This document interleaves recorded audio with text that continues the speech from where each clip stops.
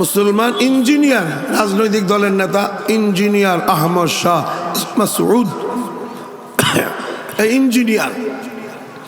Engineer সাহেব একটা planning করলো, কিরে এক একটা কবরে 33,000, একটা কবরে 21,000, আরেকটা কবরে 11,000, এত মুসলমান মারলো, এত মসজিদ শহীদ করলো, আর হেরা মেহমানের মতন চলে যাবে না, একটা ধাক্কা দেওয়ান দরকার। 42,000 যেই সুড়ঙ্গ দিয়ে যাবে, গোটা 1.5 কিলোমিটার সুড়ঙ্গটাকে 7,000 মাইল মাটির নিচে ফিট করে দিয়েছে বোমা।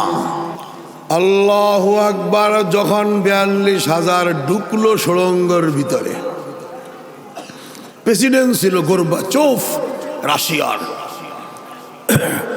ইঞ্জিনিয়ার আহমদ শাহ মাসুদ রিমোট ছিল তার হাতে।